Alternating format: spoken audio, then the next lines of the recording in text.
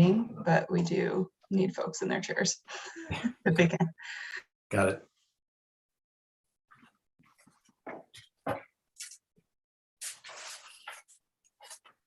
There's Susie.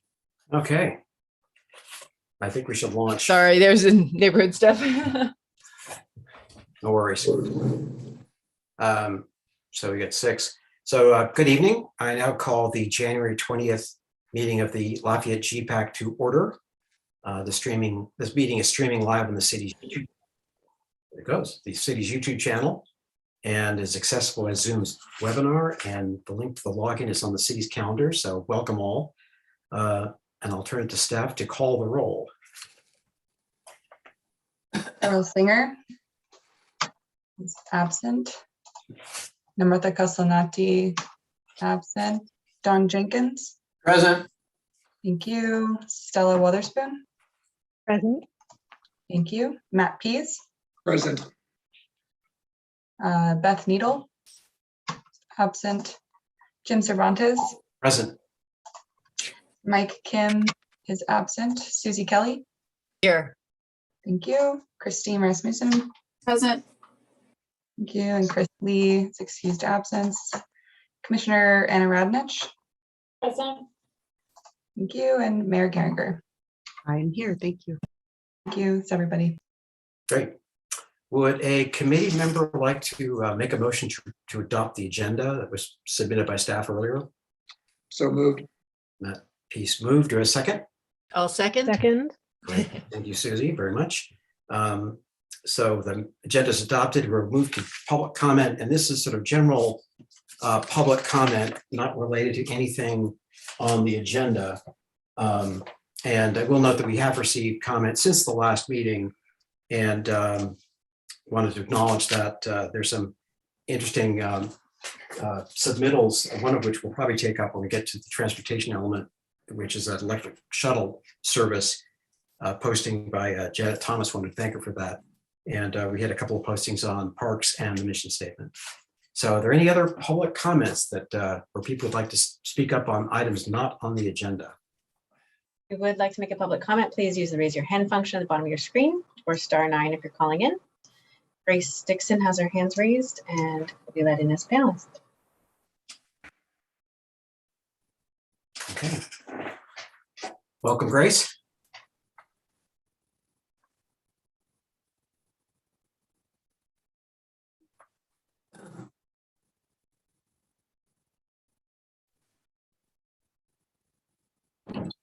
Good evening, everyone. Can you hear me now? Yes, we can. Thank you very much. Perfect. I am driving, so excuse the car noise, but I am calling in to express my sincere appreciation, gratitude, and pride in our city that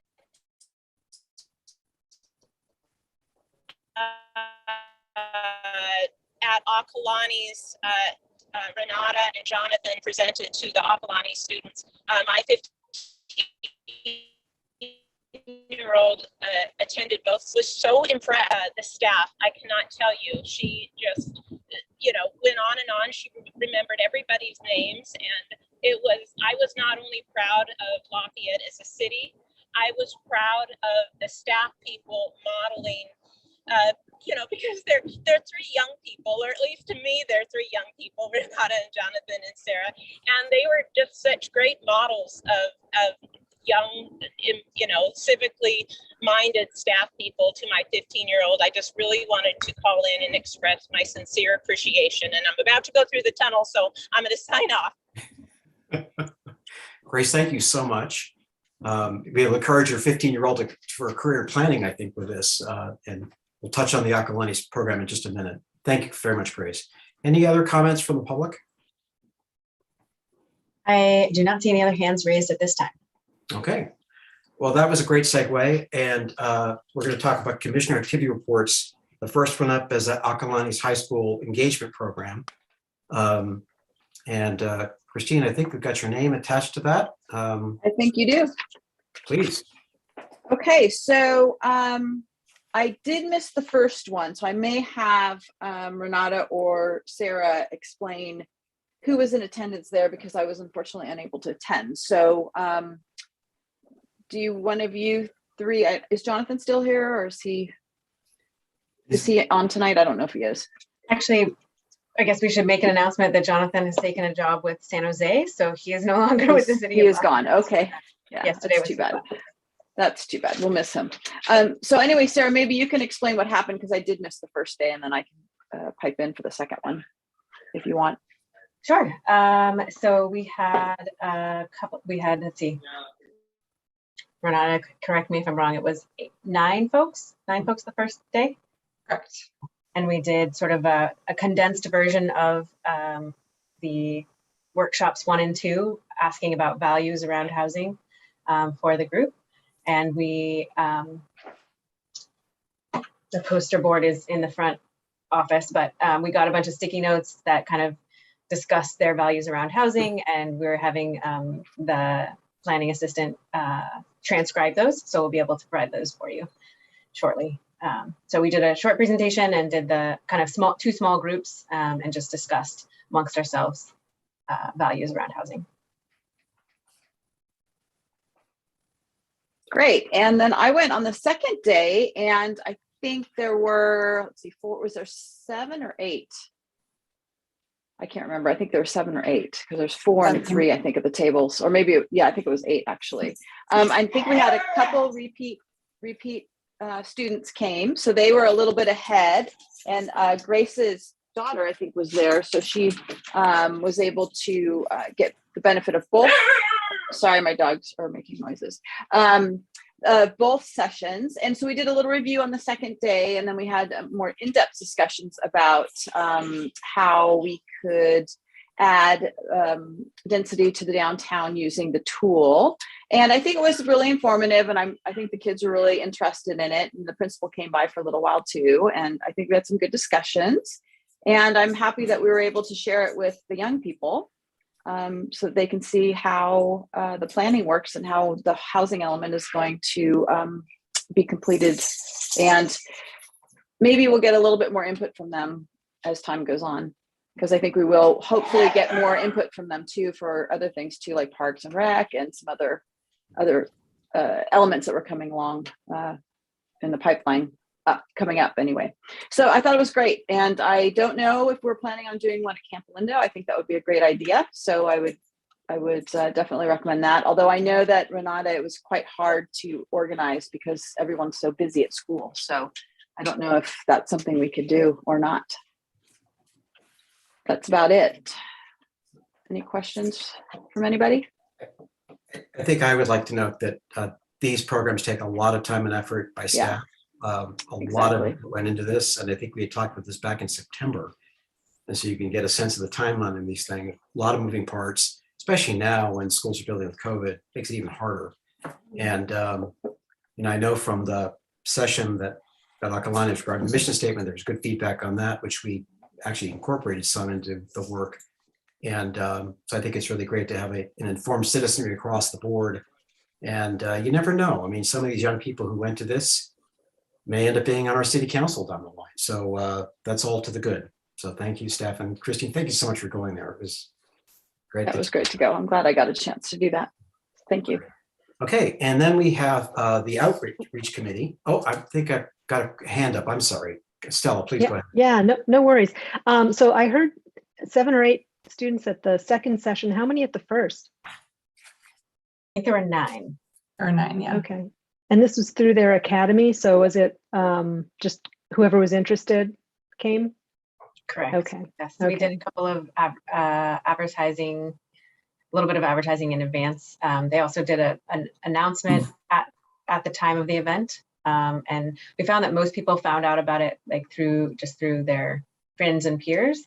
But many of them didn't find out about it through the traditional methods of advertising. It was, a friend of a friend who told them. The influencers.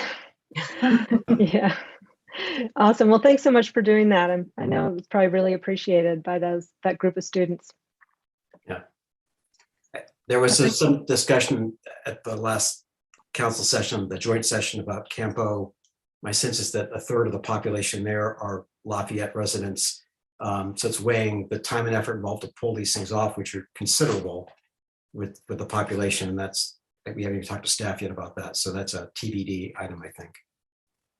So with that, if we could talk about the outreach committee update.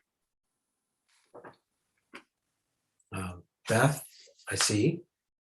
Or Christine, would you like to give us an update, please?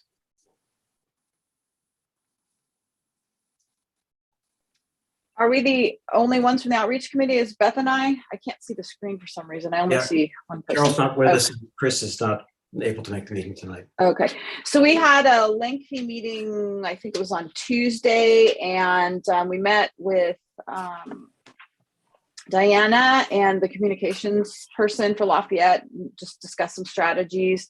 We learned more in depth about the, the fair housing requirements for the outreach that we're going to need to do. So currently we're working on trying to figure out exactly who we have to contact, how we're going to do that, and then how we're going to basically divvy up the outreach. And I think a lot of it's going to be, because it's kind of directed by the state laws, that we're going to make sure we do that very thoroughly. And then we're depending on Diana a lot for that, to create that list for us. And then staff, with staff's help too, of course. And then for the neighborhoods, I think we're going to meet with all the neighborhood reps, just so we can kind of get on the same page about what kind of outreach to do to the residents that we represent. So it's kind of we're still working on it. It's definitely, we're not, we kind of have to get the basics first to figure out who we're supposed to be outreaching to and who we want to outreach to, and then we'll be able to build the rest of it after that. So, and Jim, you were there too. So did you have any outtakes from that meeting I thought it was very share? productive. A lot of great questions. Diana, your role was extremely helpful. I came away thinking that this AFFH outreach is doable, mainly because staff's going to do the bulk of it. And then maybe GPAC fills in around some edges. So that I thought was terrifically helpful. Beth, you were there also, and anything you'd like to add to that?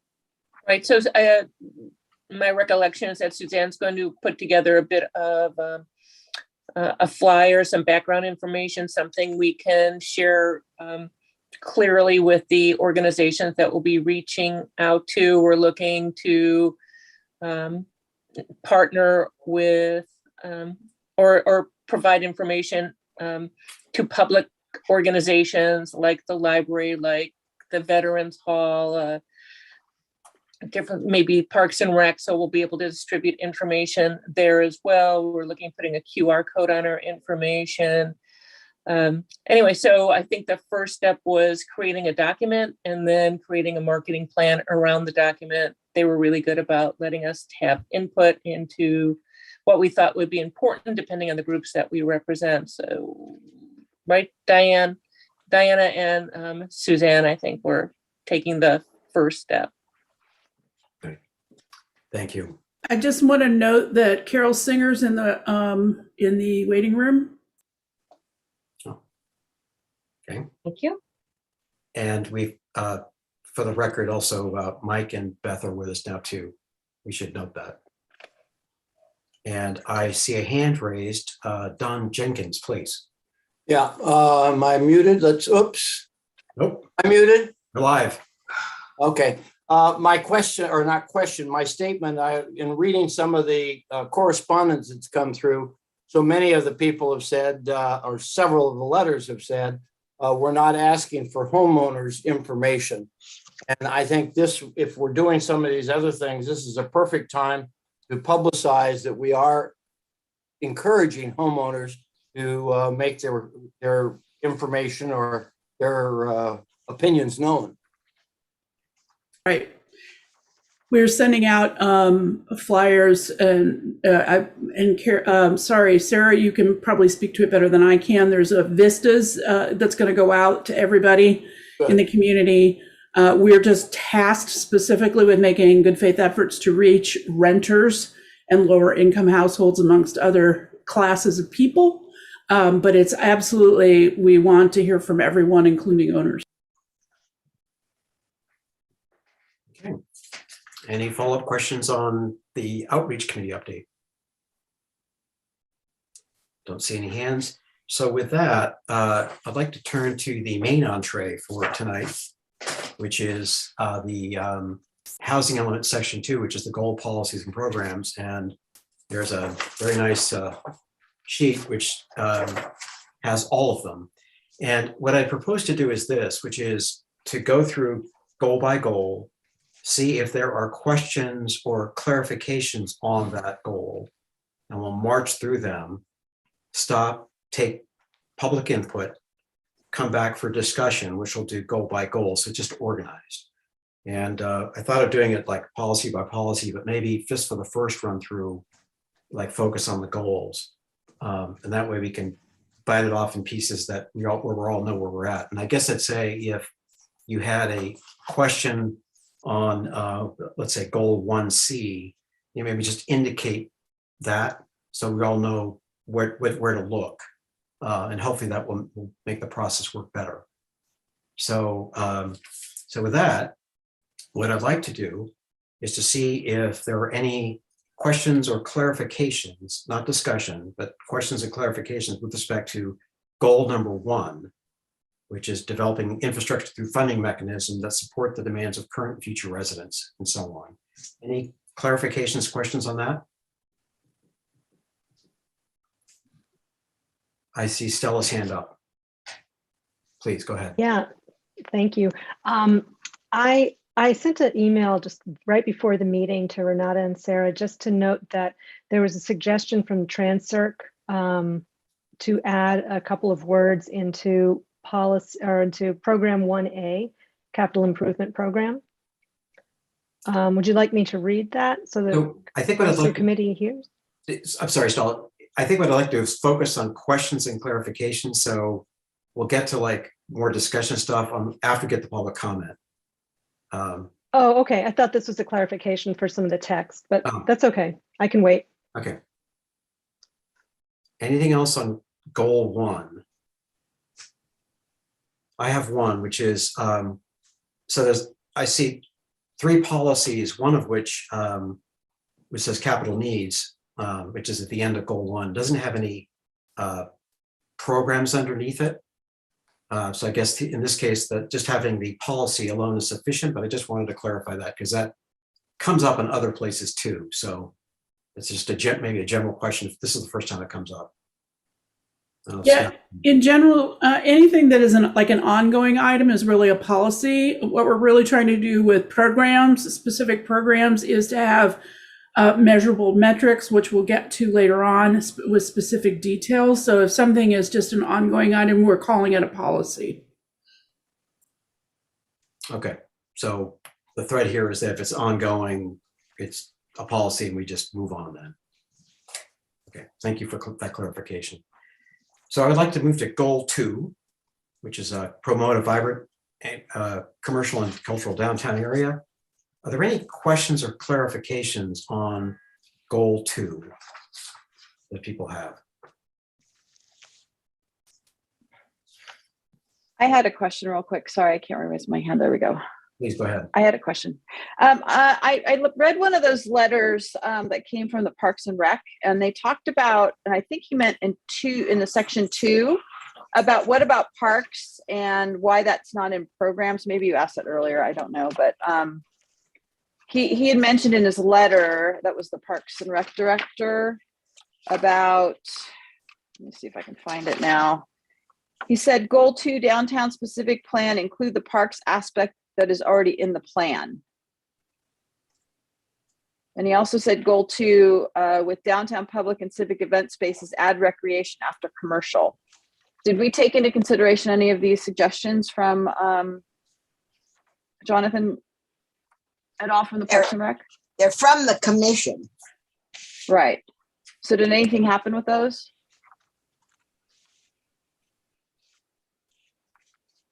Question, anybody? Did anybody else read the letter? Yeah. Okay. And I think if we want to go back and maybe do some editing into this, we could do it on the next round. Well, I don't know if Sorry for this is being- necessarily editing. This is a question about, is this appropriate to be in the section? Okay. That's why I'm bringing it up, because it's Well, section 2. I mean, we definitely can talk about it later. I just want to make a comment that sometimes the items that, I mean, the focus of this is obviously on housing. And so the items that having to do would be with Parks and Recs would be in a different element of the general plan, typically speaking. So we can certainly talk about it. I mean, this is a fine line that we're having to walk between including everything and including just Right. enough to address the housing issues. So Well, if we did it, yeah. if we did address the housing issues and it would override some of the parks, green space, recreation, etc., if we didn't put it in here. No, because you have to have an internally consistent general plan, which is Okay. the charge of the GPAC. So when you get to that element, you'll make sure that things are internally consistent. Could I say, we had quite a discussion.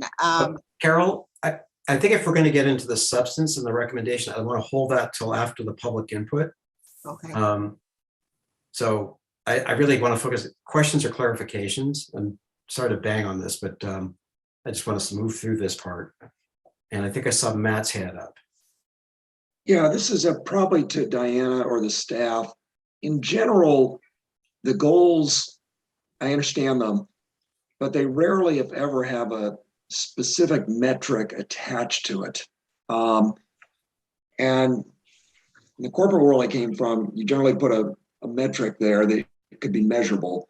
Maybe in public sector, it's different. And I'm curious how you guys thought about that. Typically the way this works is that it's actually the program that has the metrics, not the goal and not the policy. And we're getting more and more feedback from the state about how detailed we have to be with the metrics. And certainly with the affirmatively furthering fair housing work, we have to get very specific. And so we will be working towards developing more specific metrics for each one of these programs. But that'll be at the policy and program level, not at the goal level. Correct. Thank you. Okay. Anything else on goal 2? Okay, then I got goal 3, which is promoting environmental responsibility and sustainability. Any questions or clarifications on goal 3?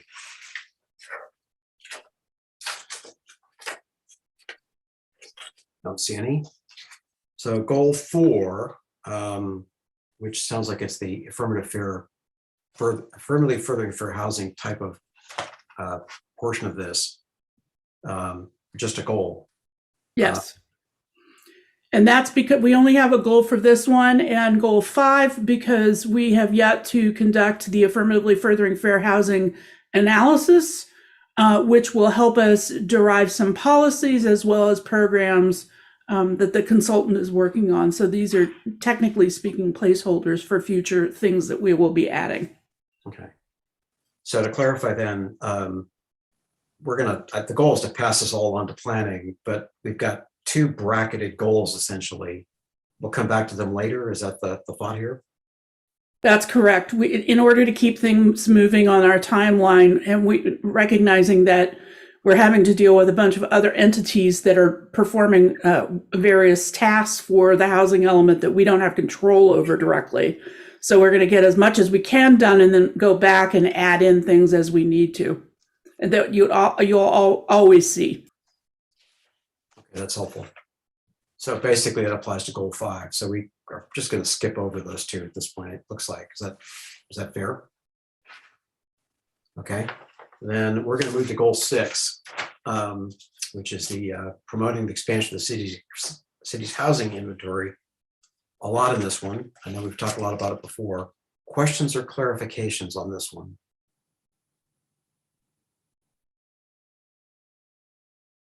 Okay. Then we're going to move to goal 7. Promoting access to affordable housing opportunities for persons with special housing needs. Any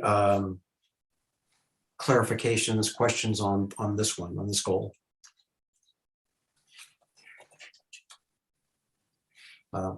I have one, and this may be just at the very bottom of my page, there's a policy, infill housing, which looks like it it shows up on the goal 8 as well. I'm not sure if it's supposed to be in goal 8 or goal 7. Shows up twice. It should be in goal 8. Apologies. Right, so we're going to strike. Okay, that drops out of 7. Okay. Anything else on goal 7? Folks have as questions? Don? I don't quite understand.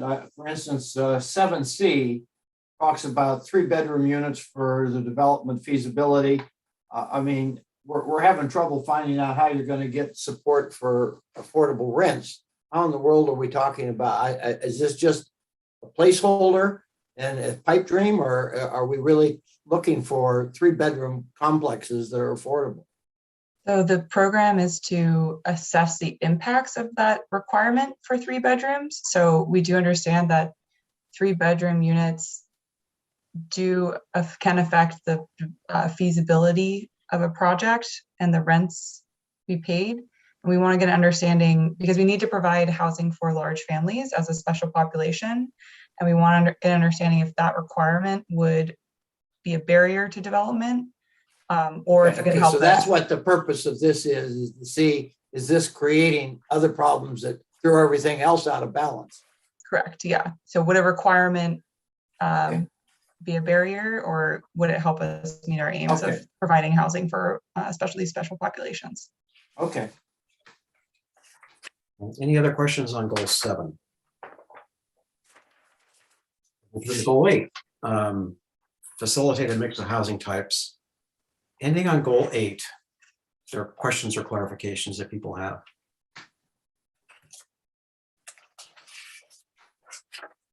Seeing none.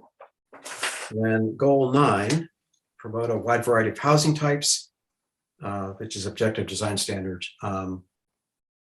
Questions, clarifications on goal 9. Seeing none, then we got goal 10, which is adopting and implementing a housing element that is compliance with state law. Questions or clarifications on that? I don't see any. So what I'd like to do is to open this for public input on the draft goals, policies, and programs. Here from anyone from the public who would like to make a comment on this or offer up ideas. We'll come back to the group and then have a discussion going back through it. And we'll have a chance to take into account what public input we've received. So if I could turn to Sarah Renata to open it up to the public, we'd love to hear from folks. If you would like to make a public comment, please use the raise your hand function at the bottom of your screen, or *9 if you're calling in. Grace Dixon has entered the meeting. Hello, can you hear me? Yes, we can. Welcome, and please go ahead. Thank you. Thank you. I'm parked now, so can safely speak. At any rate, I am a PTR commissioner. However, my comments are my own. I would like to speak to underscore the PTR Commission's letter in regards to this topic. And the logic behind it was that if we are looking after the commercial needs of this population, then it seems appropriate to look after their recreational needs as well. So anytime the word commercial as a need is inserted, it seems appropriate, equivalently appropriate, if not more appropriate, to look after their recreational needs, especially considering this is multifamily housing, so there are no yards in this housing. So looking after their recreational needs is just as important, if not more so, as their commercial needs. That's it. Great. Grace, thank you very much. Are there any other public comments or input? I don't see any other hands raised at this time. Okay, great. then we'll go back for our discussion. And again, I thought we'd just go through each one of the goals. And for those who I kind of cut off earlier, please chime up in this. So I'll start with goal 1. Stella, I think you might have had a comment on this. And Stella and then Matt, please go ahead. Yeah, I did. So I wanted to say I saw in 1A that there was a few words missing that were suggestion from TransCirc. And I don't know if that was just a oversight or if there was a reason for that. I did send an email, but only an hour ago to Renata and Sarah about that. Thank you for that. So we thought it might be a little granular, and also this circulation element has its own separate goal that does specifically speak to complete streets. If the group as a whole thinks that it's important to put it in, we certainly can, or we can make it a little bit more generic to say consistent with the circulation element, so that it's clear that we want to accommodate all of those goals in the circulation element. Well, speaking as a rep for TransCirc, just off the cuff right now, I think that latter suggestion would suffice if the committee does not want to include the suggested phrase. Any on that point? So Stella, I guess you had some specific comments on the text. So it's that or this other phrasing, which is maybe a little bit more general. So maybe I'll leave to you. Do you want to talk through the specific comments you had, or is the general phrasing acceptable? Then I'd like to get a sense of the group if they want to make those kind of changes. I think that the suggestion that Sarah made is fine to reference the circulation element complete streets section. Mm-hmm. Okay.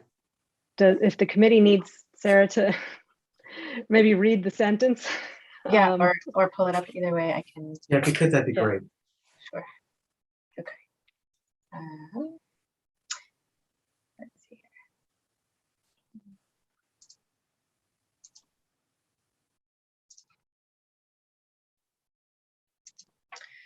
So I think the suggestion was to incorporate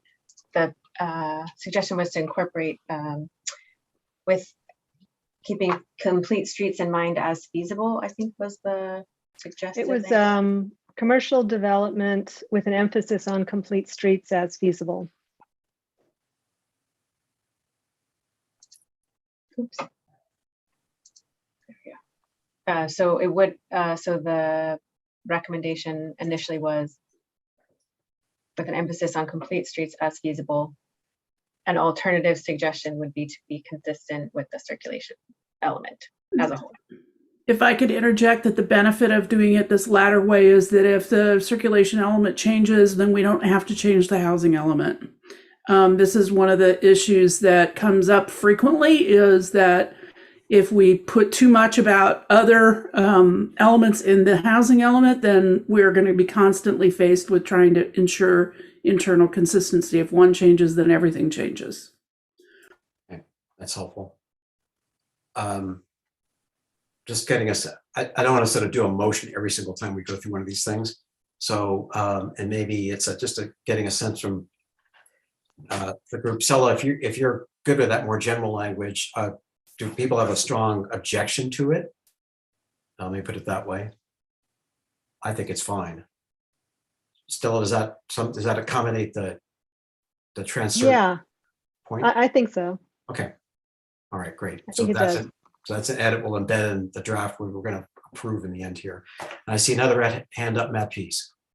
Yeah, thanks, Jim. I wanted to expand on Grace Dixon's comment relative to adding something to the effect of the recreation needs. That goal 1, it's not about the residents' commercial needs or retail needs. What this refers to is when we're looking at infrastructure, because we're going to be combining potentially housing and commercial together in mixed use, you got to look at the commercial infrastructure needs. And that's really what we were trying to get at. And so I think the wording that we've got right now in the goal 1 makes sense to me. If we add the recreation piece, I think it starts to expand outside of housing to another aspect of kind of the quality of life of Lafayette. So I would prefer to keep that wording the way it is, because I think it helps address this intermixing that we may potentially have of commercial, retail, and residential together. So is that in goal 1 or goal? Goal one is what I was referring to, Jim. Okay, all right, so 1A or B, which Well, one? it's goal 1. Okay. Got it at the top.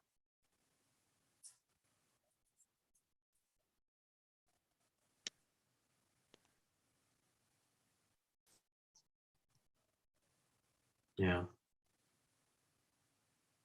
Other, I see other hands up. So I want to deal with these points as they come up here. So I see 3 hands up that are commenting on this, on Matt's point, I take it, right?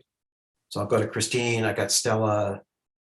I saw Carol earlier, but Christine, why don't you go ahead? We're talking. Well, Matt. actually, I was going to ask Carol directly because she was going to present from what Jonathan talked about. So that's actually what I was going to bring up. Was he mentioned specifically housing, commercial, green space, recreation. So I was going to say, hey, Carol, what about that? So Carol, could you explain?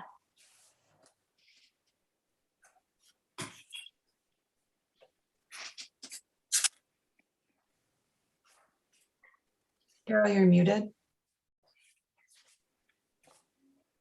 That was, sorry about that.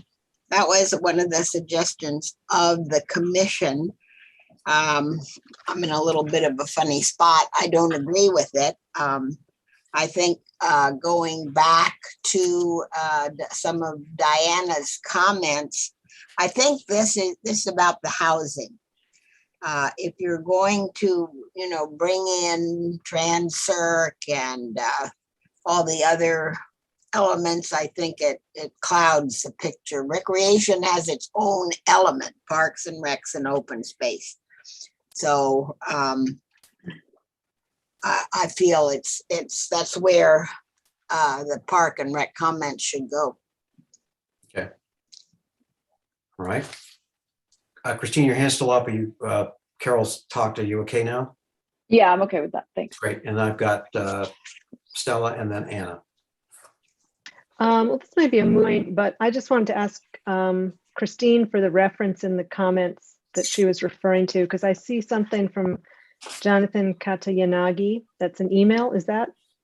Yeah, so it's on the last page. Well, I get it printed out, so I don't know where it falls in your online packet, but it was the last page of all the letters received. It was received January 4th from Carol. I think she forwarded it to, yeah, she forwarded it to us from Jonathan. Okay, and it thank just you. says general plan comments. Yep, that's where all Yep, those I are see it coming with the from. bullet points. Okay. Okay, yeah, Yep. I just want to be Okay. sure that I'm Okay. missing. Thank you. Third bullet point. Okay. Anna? Thank you. I was just going to follow up on Matt's comment, back to that. I think I definitely agree with what Matt is saying. And while I don't disagree with the public comment request necessarily, I don't think it's appropriate here in the housing element. And I do agree that the commercial is primarily speaking to mixed use. And I think that's clearly an easy way to see is if you look at the first policy, the capital improvements policy. So typically you refer to mixed use as mixed use commercial / residential. And I just think that's an easy way to see what Matt was trying to say or to emphasize what Matt was pointing out. So that's it. Thanks. So just to clarify, you're talking in the text, like the goal 1 at the top, saying mixed use in there or just leaving it? No, not saying mixed use, just kind of clarifying or piggybacking a comment on what Matt was talking about of how the term commercial is being used in this goal versus automatically saying, recreation, commercial, residential. It has a different intent here. That's all I was trying to emphasize. Okay, thank you. Other comments on this one? I think I guess my thought is I really, to Diana's point earlier, which I thought was a really good one, would want to avoid tying this down in other things where we'd have to go back to the housing element 2 or 3 years from now when we're doing another component of the general plan. I think that could be not a nightmare, but certainly a headache. And so keeping it clearly, or general, so we don't have to go back to stuff we did in the year 2022 and the year 2027. I think we'd want to try to stay on that course. That's just my 2 cents on this. Sense of the group on this, which was basically keeping it the way it is, or adding this edit that Jonathan suggested here, commercial, green space, recreation, retail, which Grace also added as well. Again, I don't want to get bogged down to emotions, but let me put it this way. Just maybe thumbs up or whatever. People okay keeping it the way it is? Is that the sense of the group? I'm seeing more thumbs. How about changing it to reflect the comment that Jonathan added? I don't see that. I see head shaking. We're going to leave it the way it is. Are there any other discussion items on goal 1? Carol's got her hand raised. Oh, I'm sorry, goal 1. You are, you're just talking about Jonathan's, the commission's goal 1 comment. Right. Yeah, okay, thank you. We're not taking per the. All right, you were talking about all the comments. Okay, thank you. We're just super methodical here. We've done goal 1, folks. On to goal 2. I see some hand clapping going on. So goal 2, are there sort of discussion items on this, changes, edits, and so on? I'll look to the group here. Goal 2. Okay. On goal 2.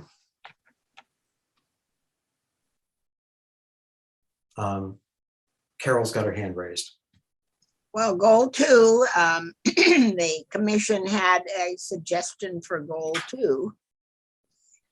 And again, I think that's very specific, citing the plan. As Diana said, if the plan changes, then I think you have to change the housing element.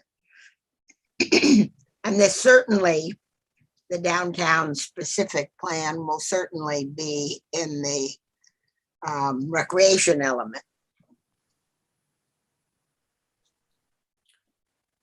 Right, and this calls for the updating of the downtown specific plan. Okay.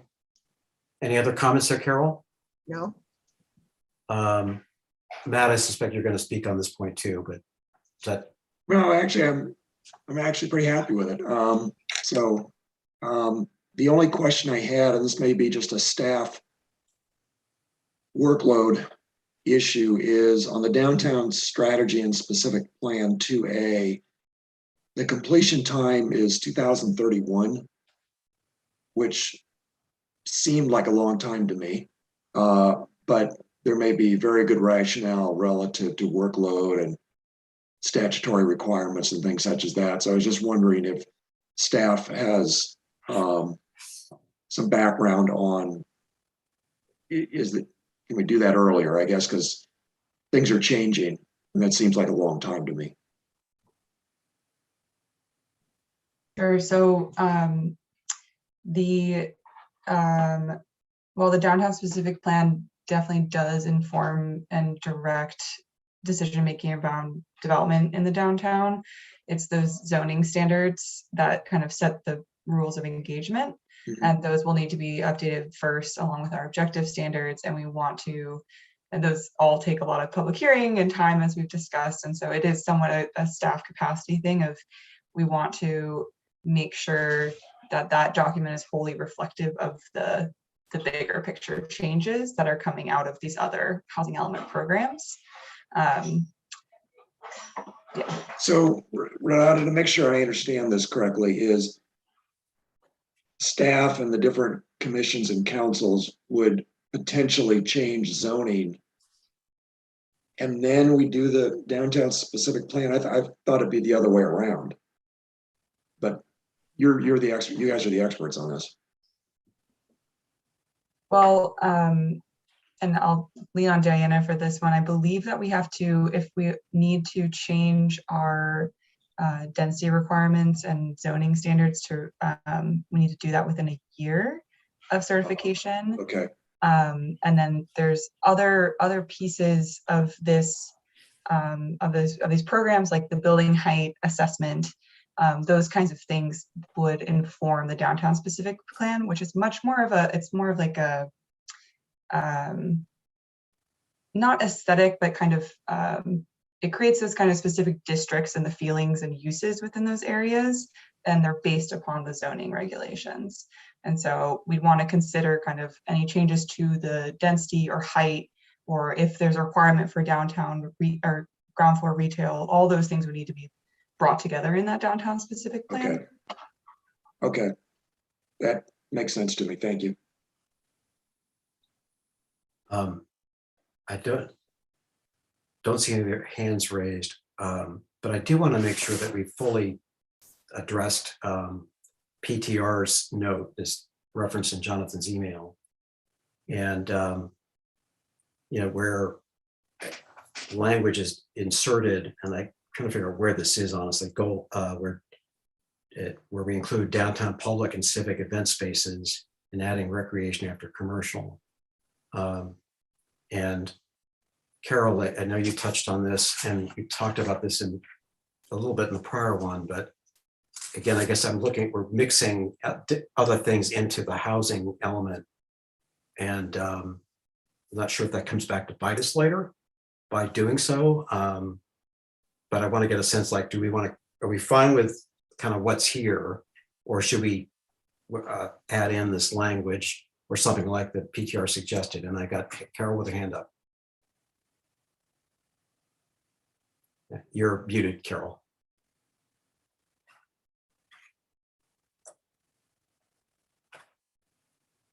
Carol, I'm sorry, you're still muted.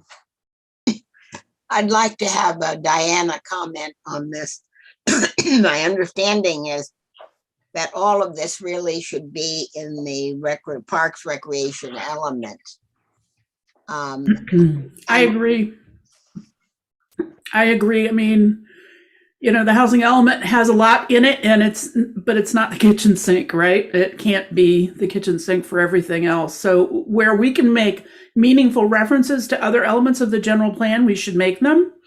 But just adding in more words isn't necessarily going to help us. And the other thing that I failed to mention was, if it's in a program, let's say, we may be setting ourselves up to having metrics based on some of these other things that are really irrelevant to the house, not irrelevant, but not directly connected to the housing element. And we don't want to get ourselves in a situation where HCD says you're going to do X, Y, and Z, and therefore what have you done with Parks and Rec? That's not their purview.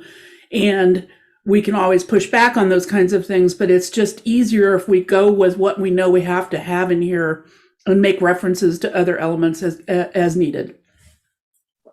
Thank you, Diana. And I appreciate the GPAC taking these all up and considering them. Thank you, Diana. That's my view too, having been on the previous general plan, but Park and Rec did want to bring this to GPAC's attention. And they did. Well, job well done. I think, Diana, you made a great point, and I kind of forgot about this, but this is the one thing HCD is going to be looking at in this whole panoply of the general plan. So something to be mindful of. So sense of the group again. Let me do this. Like, just with respect to the suggested add-ons from PTR, like thumbs. I mean, Carol's a thumbs down on that. I gather. Any other thumbs up, thumbs down on that one? Or anyone advocating for that language? I'm seeing head shaking no. Okay. I have one item which is almost kind of a nit, But is there anything else on goal 2? And I guess I would say if there's a policy, new mixed use developments, we talk about support residential commercial development downtown by providing incentives such as scheduling joint study sessions and so on. I'm not sure I call a joint study session an incentive. And I would just propose that we delete the language there in that first line of that new mixed use development policy where it says providing incentives such as. I think if you take it out, it just reads better. Unless someone thinks that a joint study session is an incentive to a developer or something. That's my one big comment. Anything else on goal 2? Okay, moving right along. Goal 3. Are there any discussion top points on goal 3? And if you have maybe a specific item like in reference 3A, B, or C, that'd be helpful. Anything on goal 3?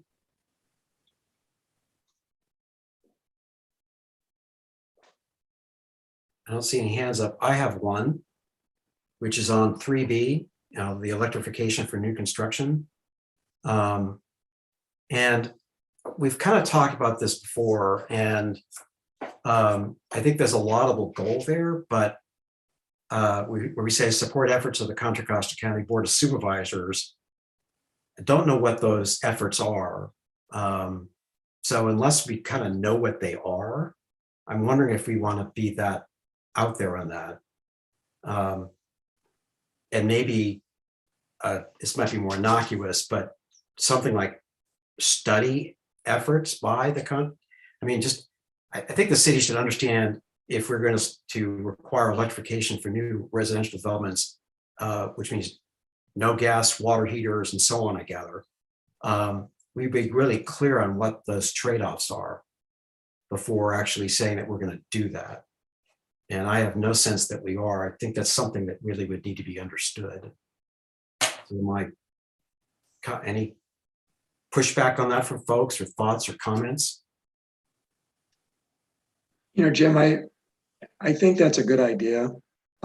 This is a real fast-moving area, which is going to have a ton of changes over the coming years, with changes of technology and understanding of different ways to reduce our impact. So I think something that gives us broader discretion on taking action, I think is a good idea.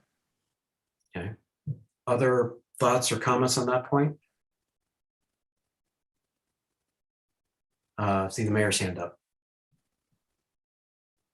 So the county did at their meeting on Tuesday, and I don't have the language in front of me, but did approve for new construction, electric only in the unincorporated areas. So, I mean, it has moved. So I guess, Jim, your concern is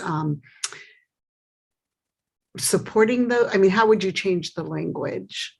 I would say study efforts by Contra Costa County to institute energy efficiency. In other words, that support efforts of the gets changed to study, and we just drop Board of Supervisors. So we basically study what Contra Costa County is doing. And this. Do you add other communities in Contra Costa County? Because Richmond is currently the only other community that has moved in that direction. Right. So just a comment. Yeah, it could be Contra Costa County and other communities.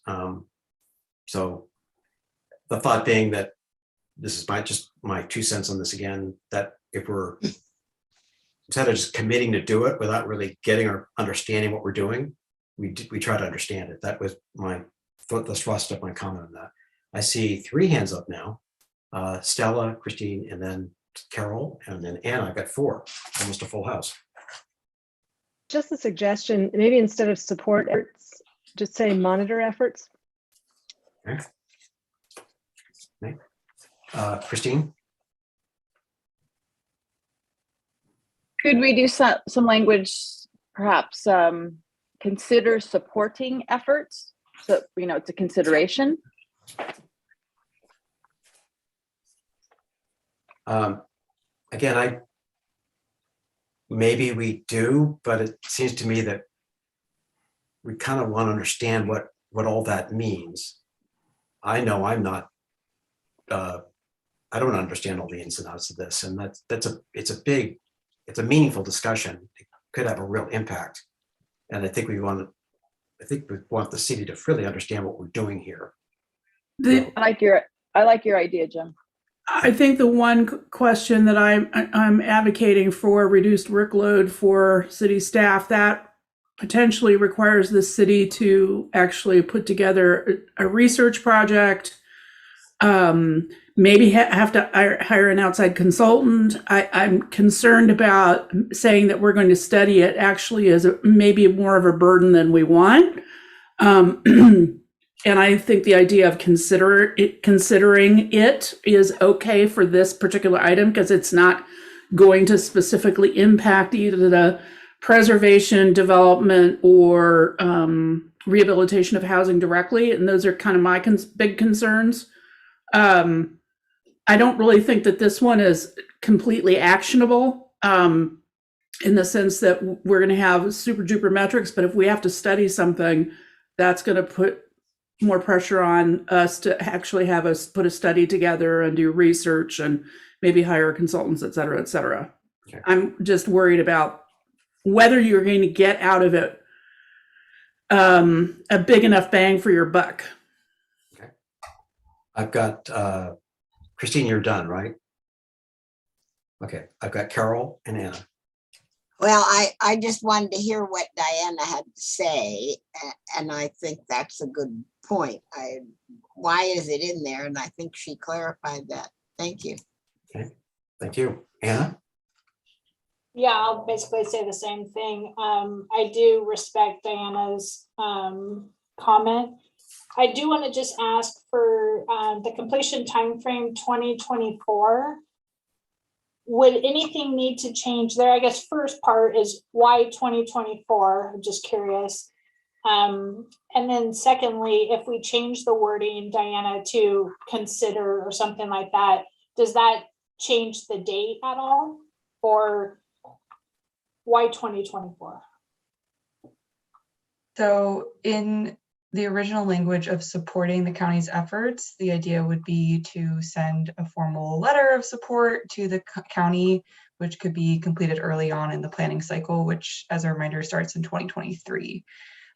Similar to Diana's, so just to step back, according Diana can correct me if I'm wrong, but we are required to have some efforts shown towards energy consumption reduction. And that was the intention behind this program, was to fulfill that requirement. However, we do still have the Green Building Incentives program. And as a reminder, again, we need these goals to be actionable. And so if we are considering or studying things, we want to, have a plan for what we would do with that information. And we do need to report out on it annually to HCD. So those are all things to keep in mind. So if we're not feeling very strongly about it, there are other potential programs that we could consider, but just some more context for why this is in there and why that time frame. Thank you. So changing the wording potentially from support to consider, we could keep the 2024 date. And but so does Lafayette need to officially require all new buildings to be electric in order to credit towards those energy reduction, right? So no? Okay. No, we just need to have outline actions that are working the city towards reducing energy consumption from housing or for housing. Okay. So we adopt the California Building Code and Residential Code through the county by reference. And so we wouldn't necessarily be adopting our own whole building code as part of this program. Okay, thank you. That's it. Thanks, Chair. Thank you. Any other comments on this point here? So I think what I'd suggest maybe is we have the language, drop support, put in consider efforts efforts by Contra Costa County and other communities. So drop Board of Supervisors. And if that gets the job done, then I think that would work. Any other thoughts, comments, observation on this point? I've got a hand up, Anna. Sorry, wouldn't we want those communities to be in Contra Costa? So I know this is just minor wordsmithing, but Contra Costa County communities. Okay. Rather instead of Contra Costa and other communities. Yeah, that's better. Anything else on this one? So are we, at least with respect to goal 3, as we've discussed it here, we're just wordsmithing. People good with that? Seeing heads nod. Great. So I think we can move on from goal 3 unless there's anything else that people have on that. We'll go to goal 4, which is kind of a placeholder as discussed earlier. Anything on goal 4 that people want to talk about of substance? Hearing none. Goal 5. That. So we're on to goal 6, which is a big one. Any discussion points with regards to goal 6? If you have them, if you could identify, if there's a specific policy or program rather, that would be helpful. I can see Christine's hand is up.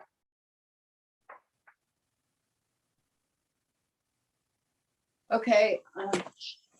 So I'm going to jump down to 6C, if that's okay. Update inclusionary housing and density bonus ordinance. I see that the consider removing city council review from section 6-3611 LMC for tier 3 density bonus concession waivers. Was that, I think Teresa, were you discussing that? Or you asked, I think, staff to find out if that was something that was actually considered at one of your meetings, is that correct? Yes, and I think that, Sarah, do you want to address that? I think you, in one of the emails out to us in response. It was a response to comments from the previous GPAC meeting, outlined that council did direct staff to take a look at it and bring back a recommendation, which has not been done yet, but it is anticipated to happen in the next couple of months. So we'll go to council, ask for their, weigh out the pros and cons and ask for their direction. And then if given the direction, we would proceed with it. And if not, we would say that we would be able to check this off the list. Okay, so that is not permanent. It's just there and they'll discuss it and they'll decide. Okay, very good. And then for 6, Jim, do you want me to stop and let anyone else talk about that one since we're on it, or move on to my next question? I don't see any other hands up on Okay. goal 6. I think you have the floor. Okay. And then back to 6E, diversity of housing types. I know we discussed this a little bit. The last meeting, I was concerned about the definition of medium density multifamily residential land use districts. I'm very concerned about SB 9 and SB 10 affecting those less dense residential areas. Is there anywhere we can make that written down where specifically SB 9 or SB 10 effects on less dense residential land areas, they would be excluded from this? Because if you have a less dense area, single family zone neighborhood that's been affected by SB 9 and it becomes medium density, then they become a medium density multifamily residential land area. So I wanted to make sure that our SB 9 effects of SB 9 will not be changing those neighborhoods. Is there any way we can write something in there to specifically exclude or protect from that definition if it does move them into a quote unquote medium density? And I think we talked about this before. This might be one in your bailiwick. So SB 9 specifically does relate to single family, not multifamily developments. And I think again, and we can totally reword it if it's not clear, but the intent here is to take a look at those sort of border areas around the downtown to allow for less dense, to allow for sort of a transition zone so that there's not, you know, a super tall building right next to a small cottage single family. So that's sort of the intent here. Right, and I understand the intent. It's just that I don't want the intent to, because if we look at one of those transition zones, after the transition zone, then you have the single family. So as soon as they start putting a duplex on those lots, now it's no longer a single family, it's now a duplex, and now it's a multifamily. So I just want to make very clear that it remains that way. And as a matter of fact, as a question, what happens when you do an SB9 duplex, split the lot, put two duplexes on both sides, it now is multifamily. So what happens to the No, you can't do both. You can only do one or the other. What do you mean one or the other? What is you can do a lot split, and but you can't do a lot split and then also do two. Ultimately, it's not considered multifamily. The definition of multifamily is 5 or more units. So you can't do multifamily in single family zones right now anyway, even with SB9. And I should mention that SB10 does not have an impact here because it is a voluntary program. The city, I believe, has not decided it wants to do anything with SB10. So it does not have an impact on the city at the present time. Sarah, you might correct me if I'm wrong, but the definition for multifamily is 5 or more units. Right, and I guess the other aspect is that regardless of what anybody chooses to do on their property as it relates to SB9, it doesn't change the zoning designation. So it wouldn't be something that we would be looking at specifically. So, well, SB10 is something that is basically the city council decides, right? So at any time that could actually change. So that in theory, an SB10 property, a single family zone property could then be, if city council chooses to do so, allow it to be an SB10, 10 units, multifamily. And that puts it into the multifamily. I would defer, but at the underlying zoning right now does not change. And that is, I think, what we're talking about. We're talking about multifamily zones, not single family zones. Whether the actual building is quote unquote multifamily because it's got 5 units in it, say a lot split with 2 units on each side plus an ADU, it's not in a multifamily zone.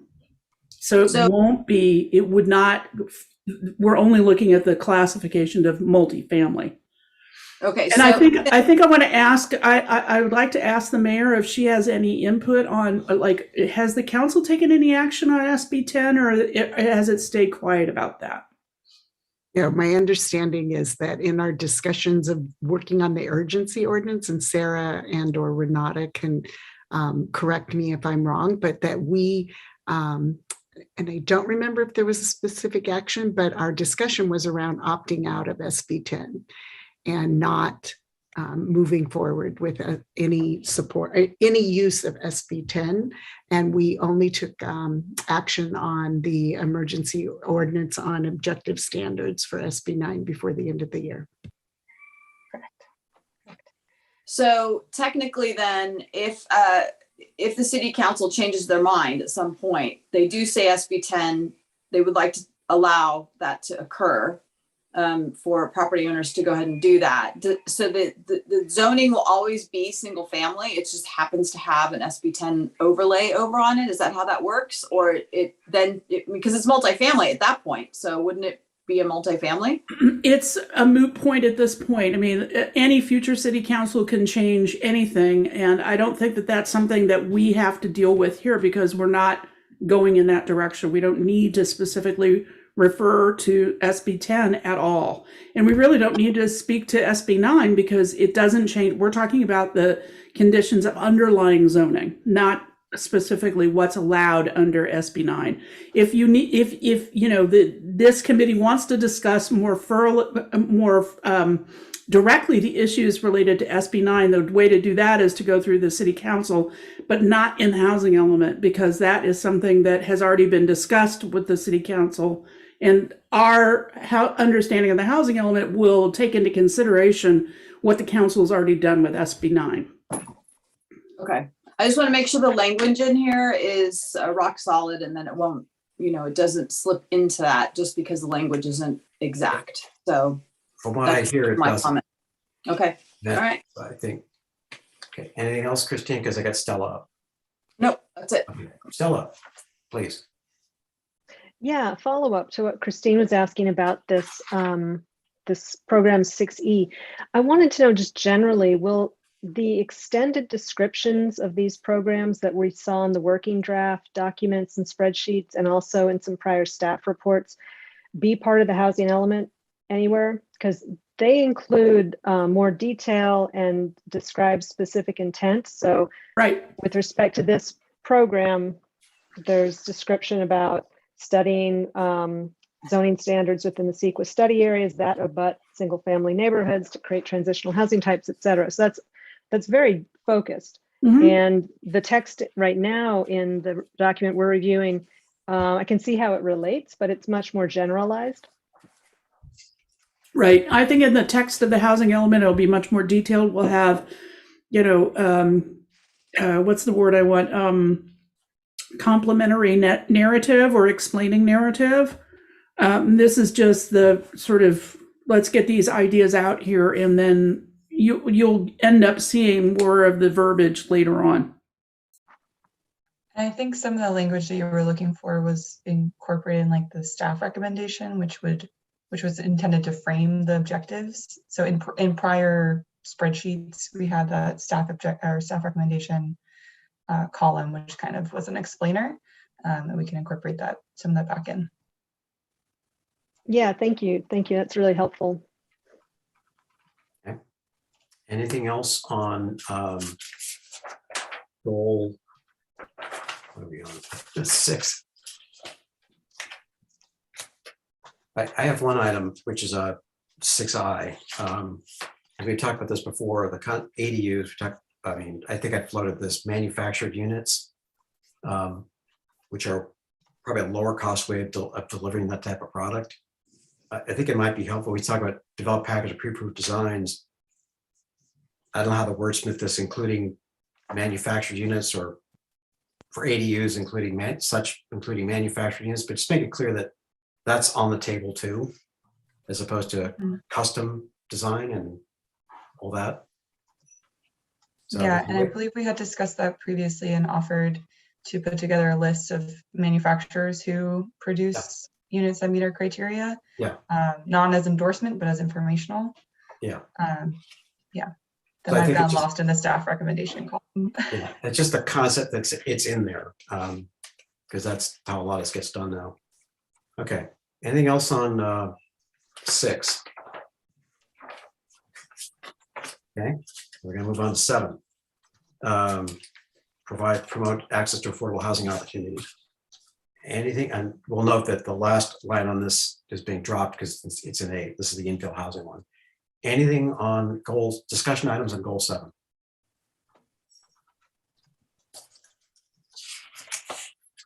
I do not see hands up. Going once, twice. Okay, so we're on goal 8. Facilitate a mix of housing types. Discussion on goal 8. I do not see hands up. Going once, twice. Goal 9. It goes along to the paper here. Promote a wide variety of housing types. Anything on the objective design standards, which seems like an oxymoron to me, but nonetheless, that's, I guess, the state law. Anything on goal 9? Okay, we are on to goal 10. You should just make sure we comply with the state law. Anything on goal 10 that people would like to discuss? don't see anything on goal 10. This is kind of where we started this whole episode back last year. So it's appropriate that we end with goal 10. So there have been a number of comments at different parts of this, which I gather staff you've been tracking. I saw earlier, Sarah, you had a red line picking up Stella's comment with there was the considering the circulation element and so on. So I think with that, we've gone through this. We've discussed every single element. And our next task would be to approve this and to pass it on to the Planning Commission. So I guess I'd say, unless there's any further discussion that people have on goals 1 through 10 here, then I'll consider a motion to, I see Christine, you got your hand up. Sorry, guys. I skipped a page on here. Can I just ask a couple questions, or one question on 8C? I'm sorry about building height, then I think I heard it at one point. But on the building height, it says conduct interviews and roundtables with local developers to understand the impacts of height restrictions on development feasibility and consider revision to developmental standards, including update city's definition of building height. So question is, would a neighborhood input or neighbors being allowed to talk in this discussion, is that kind of implied that they would be included in these discussions? Or why is it only just the builders in here? I can answer that. Okay. We're required to reach out to builders as stakeholders, and we we do a variety of stakeholder outreach where we don't invite the public to the conversation, so that we can get candid comments from, for example, service providers, et cetera. We must do that as well for the developers, both for-profit and nonprofit developers, in order to understand what might be some constraints to the development or preservation of housing. And in Lafayette, as in many jurisdictions, developers are invoking a density bonus law in order to basically get concessions and waivers from things like height and setback, but they're not taking the actual density. Like, they are entitled to, say, 10 additional units and they're not taking it. But because they're providing the affordable units that they're required to under density bonus laws, they are entitled then to concessions and waivers. And so we need to understand what are the kind of constraints to development that developers see in terms of why they might be invoking, for example, density bonus in order to deal with heightened setback issues. If, for example, you have 35 units to the acre, which I know we've discussed before, and Mike can certainly talk to that. It's an awkward number of density of units per acre. What can you conceivably expect in terms of height? And if you go above that, what can you conceivably expect in terms of height? So the idea here is to understand what the real issues are that developers are encountering when trying to comply with local zoning rules. So that if there are, in fact, mismatches between, let's say, density and height, that the city correct them in a way that is meaningful for developers, and so that more development can occur, and potentially at less cost than maybe what they're forced to do.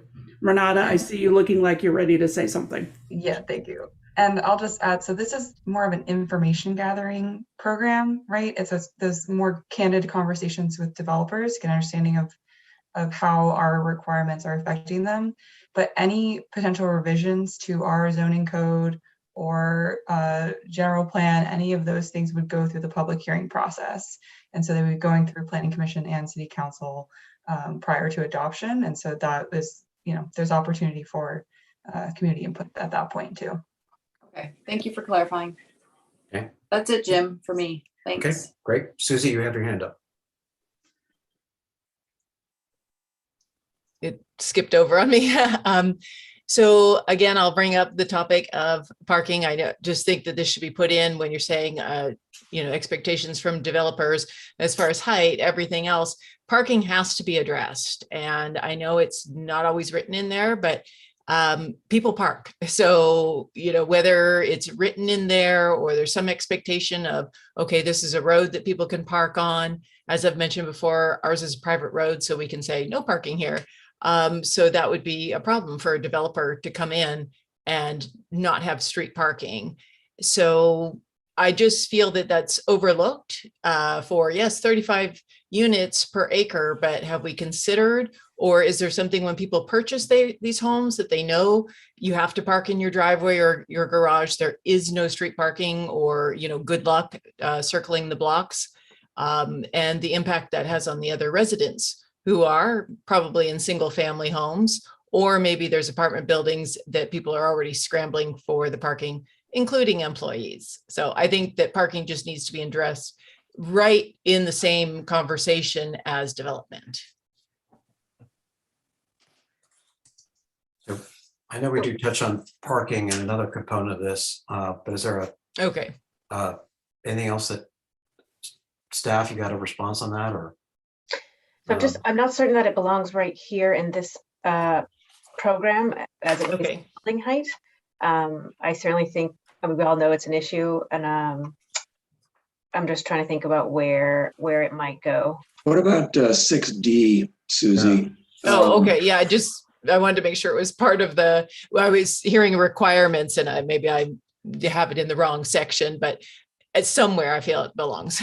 Yeah, you got 60. Okay. Any other discussion items on the goals, policies, and programs? And if they're not, I will entertain a motion to approve this with the comments added in earlier and accepted by the group for submittal to the Planning Commission. So is there a motion to that effect? So moved. That piece is moved. To get a second? Second. Carol, second. Thank you. Sarah or Renata, can you call the roll, please? Yes. Carol Singer. Aye. Namrata Kaslanati is absent. Don Jenkins. Aye. Thank you. Stella Weatherspoon. Aye. Matt Pease. Aye. Beth Needle. Aye. Jim Cervantes. Aye. Mike Kim. Aye. Susie Kelly. Aye. Christine Rasmussen. Aye. And Chris Lee is absent. Thank you all. That's everybody. So I want to take just a brief pause here and say, we've got section 2 out the door on schedule, and it's not even 7:30 yet. So good for us. And I do want to say, this is all of, I mean, it's hard doing this on Zoom, going through stuff that's detailed. We've had multiple sessions on this, good, thoughtful discussion all around. Appreciate the public input too. But I just think that we got to feel good about it, because we've got the second part of this part done. And then in the next meeting, we'll get to the real fun stuff through the month of February and into March. But I think that this is a great accomplishment. I feel like good work all. We got the GPPs out the door on time. So with that, we've got a couple of, no presentations. We've got a couple of housekeeping items, mission statement updates, and the staff report. I don't know, Matt, if you want to just update for folks. Yeah, at the city council meeting on Monday, they're going to start a little bit early at 5 o'clock. And after they do the housekeeping items, the subcommittee, Jim, Namrata, and myself will be presenting to the city council the draft of the vision and mission statement that we approved last month. We've sent a document to the city council, and they've published it on the website. And there's a short presentation that the three of us will make.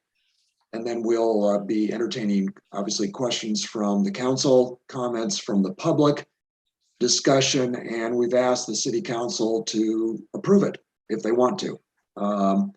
It will be up to them. They can either approve it, they can not approve it, or they could decide to study it more of it, or they could go back to the old one. So they've got lots of choices, but we are asking them to approve it. You know, if any of you are representing groups that either oppose or support it, that would be the time to weigh in with the city council. So that's about it, unless you have anything to add, Jim. No, I'd say, you know, certainly this is a product of the GPAC, so I'd encourage folks to dial in to the council meeting. You know, again, that was something, it was a big lift for all of us. We spent a year on it, and that was on to the council. So you're all very welcome to participate. And I see Don's hand up. My only question, I read so much of the material that was in the packet today that complaints about no information about homeowners. And I realize that we have wordsmithed this to death, it seems like, on the one hand, but on the other hand, we have the word residents, but nothing for homeowners. I don't recall why we didn't say homeowners in because we list so many other subgroups. Is there some reason behind that, Matt? Yeah, there is. It's the issue of trying to be broad and inclusive, but also short and compact at the same time, Don. I think the other one that was brought up was business owners or property owners was the other one that was brought up. These would be people. Property, right. Property, they own property in Lafayette, but they don't live in Lafayette. Yeah, well, I could. Yeah, so, I mean, we didn't include students. There's a number of subgroups that they're all important, but we try to use broader terms, Don, and that's what we're attempting to do. Okay, well, that was the only question that I saw, that a small consideration or adjustment perhaps between community groups. We have business owners and have homeowners right there before business owners, that's all. But it's not a big deal for me, but it does seem to be a big deal for a lot of people. Well, obviously homeowners are important, but so are renters. And I think that was what Matt is getting at, is to really be inclusive of both homeowners and renters in the community. And residents, to me, residents accomplishes Right. that. Yeah. But it doesn't seem for a lot of the complaints. Yeah, the one that I heard the most, Don, and I don't know whether it's a lot of people, was the property owners that don't live in the city. Yeah, that doesn't bother me at all. Yeah. I think I could just say, if we could say something with one word as opposed to four, we opted for the one. Residents covers homeowners and renters, because if you just say homeowners, I agree. You just say renters too. So, but we'll. Okay. I'm That'll looking be forward the to having argument. council deal with this and not us. So That'll be the argument. Yep. Oh, yeah. Okay. Anything else on this one? We can move on to the GPAC meeting efficiency and timeline. Well, we're being pretty efficient tonight, but I think, Sarah, you had a graphic or something, or I can Sure. talk Yes. on. Just want to have a little update on the timeline, and just so everyone kind of understands, where we're headed and what other moving parts there are, so that we can make sure that we do try and keep on track, get our comments in on time, get our comments and questions in advance of the meeting so we can come prepared for responses for you. So as you see here, we have our 3 different bodies: GPAC, Planning Commission, City Council. So we just worked our way through section 2, and we'll be starting section 3, which is the site's inventory and the actual land use plan, beginning in February. So we also on Monday, Planning Commission worked through section 1. So they made some adjustments and edits, but they have also forwarded that to City Council, where it's ready for City Council review once it gets kind of reformatted and visually made more interesting. And then as we kind of move through, we're working to get all of the sections to Planning Commission after you're finished with them. And then we are planning to bring sort of the whole document to the City Council, but we will be reviewing it in sections as well, but just sort of in a condensed time frame. And then at the bottom, you see our AFFH outreach, which we recently got some additional direction and guidance on, and the outreach subcommittee is working through. we anticipate having a workshop at the mid to late March for that requirement and doing additional outreach in advance of that. And at the very bottom, we have our CEQA documents, which we anticipate to be available as a public draft in mid-February. So at before your February 15th meeting. And then this kind of shows you the additional timeline that we have to allow for public review and comments on both the actual housing element once it's completed and the environmental impact report. And we have our final goal of getting the ultimate document to HCD by June 1st. And again, that's sort of our first draft. They would then provide any comments or modifications needed, and we would adjust that and have a final draft by the beginning of next year. And I'd like to just, we've talked about kind of flexing that deadline, but we have had subsequent conversations with staff at HCD and ABAG, and the HCD is basically not doing anyone favors, and we need to anticipate 2 90-day reviews of the housing element. And that's not considering time for staff to respond to their comments. And so we really, I know that, you know, the July 1 submission date to HCD was put out there. We cannot do that. We really need to be aiming to this target, hence why we're having this conversation now. Sorry, Sarah. No, thank you. Matt, you had a question? Yeah, quick question. When HCD reviews the work that's been done and they come back with comments or suggestions for revision, does any of that come back to GPAC, or is it all handled at the staff and city council level, or staff and planning commission? What's historically, right? How does that work? Yeah, we would anticipate that it would not come back to GPAC. Okay. So when we're done, we're done. Right. Okay, thank you.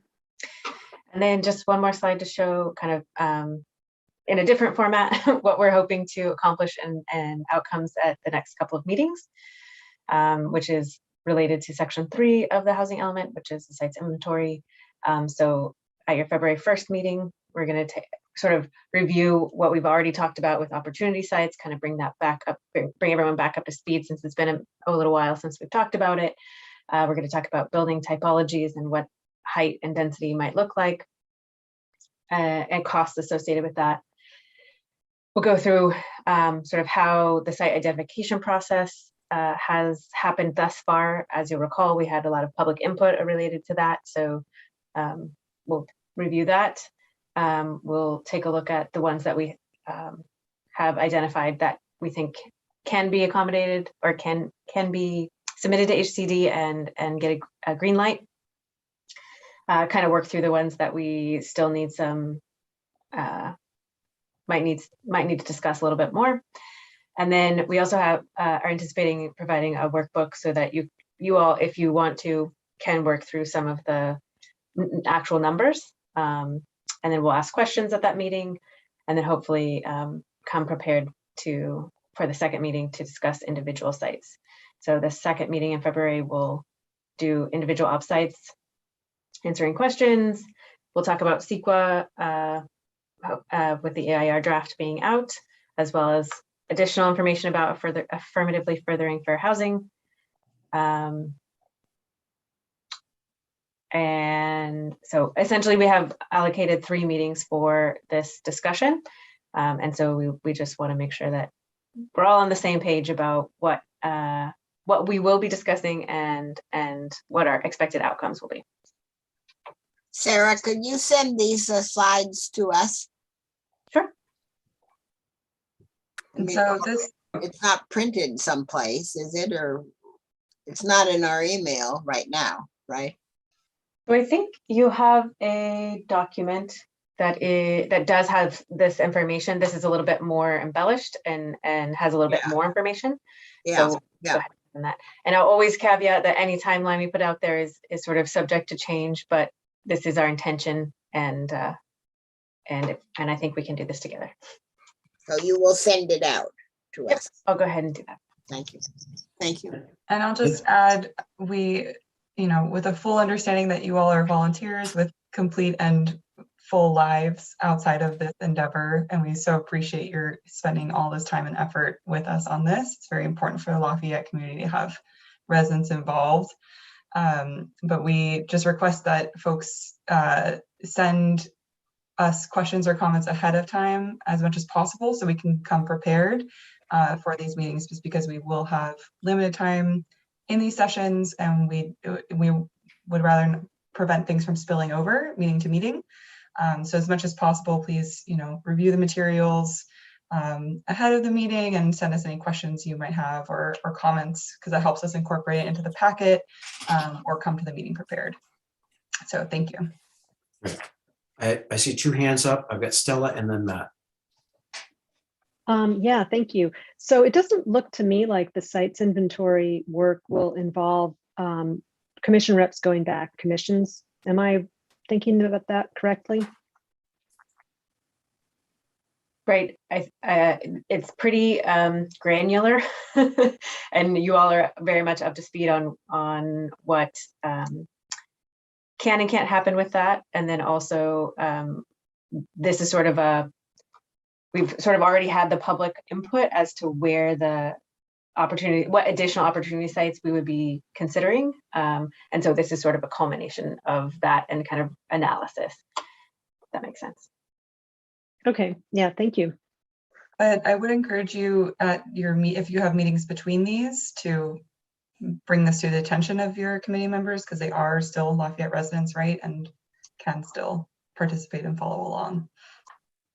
Yeah, sure. No, I will do that through just the commissioner updates. But if it had to be agendized, that's where I'm concerned about cycles and timing and reports. So thank you. Hey, Matt? Yeah, just to clarify on the alternatives that the staff talked about in the first meeting, Sarah, correct me if you've changed it differently, but these were just some alternatives that help us frame how things could look. They are not a menu of items that we have to choose A, B, or C, or D. It is just an idea of helping us frame this in different scenarios, and it's up to us to kind of pick from those what we think collectively is the best design for the city. Am I saying that right, Sarah? Yep. Yes, Okay. that's the intention. Any other questions on this? We've got the section 1, section 2 done. This is the big lift. And normally we'd be spending 3 months on this, but since we're meeting twice a month now, we have 3 sessions. So we're cramming 3 months worth of work into a month and a half, basically. But the goal here is to get it done and approved. I think it's on our March 8th meeting or somewhere in there, because it's key to get this to planning so they can work through it and then get it to council and try to get it to HCD on June 1. So we avoid getting backed into a corner later this year, given that we have an absolute deadline of, I think it's January 31st with HCD, which seems like it's off forever, but a year goes by quickly. And so that's why we're driving here. Sarah, I think, do we take any public comment on this part? Is that the protocol here? We're kind of done with housekeeping. It was just listed under housekeeping, correct? Okay, yeah. Yeah. So maybe it's not a public. Okay. Then we have a few staff updates. So Sarah, I'll turn it back to you again. Sure. So sorry, I'm just going to pull up the agenda. The debrief from the joint council session. I know several of you were able to go. Unfortunately, I was out ill. I know Diana and Renata were in attendance. It's my understanding it was more just an informational session. There were some questions asked about affirmatively furthering fair housing and what's required with that, as well as just an understanding that we do need to do additional outreach to comply with that new law. Was there anything else you wanted to add, Diana or Renata? Just if you missed it, you just go to the council link, go right through it. You could speed through all the comments your chair made and go right to what Diana had to say. So that would be a good recap of what we're looking at here.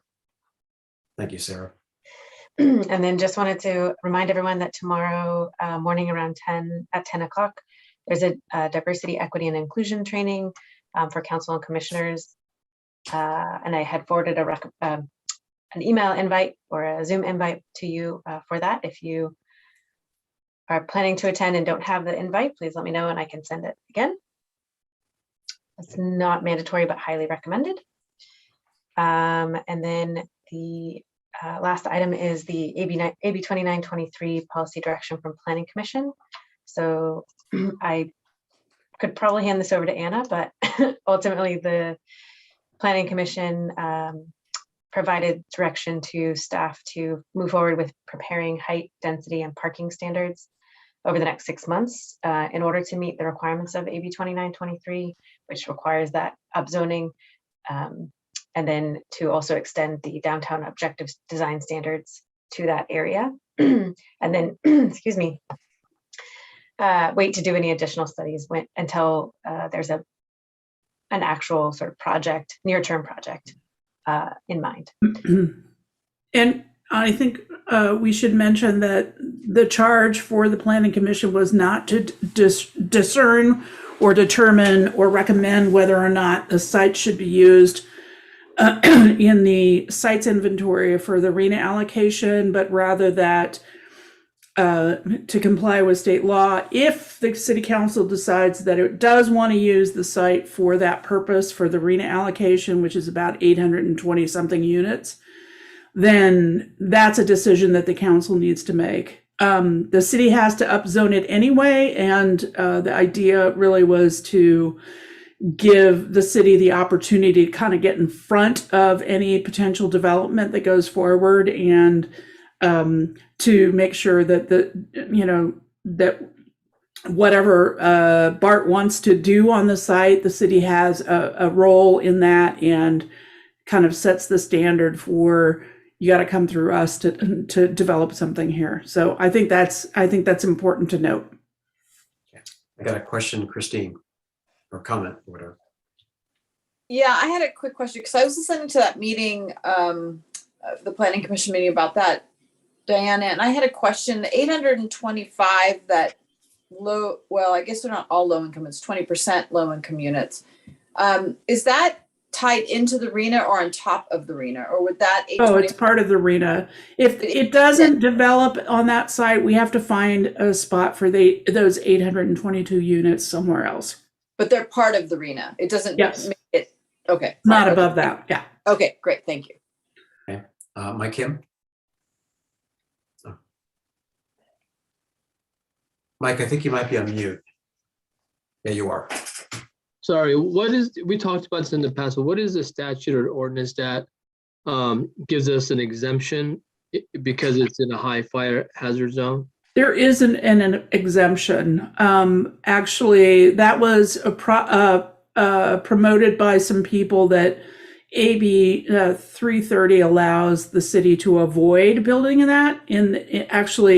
It's in conflict with the BART regulations, so there's no exemption on the BART sites.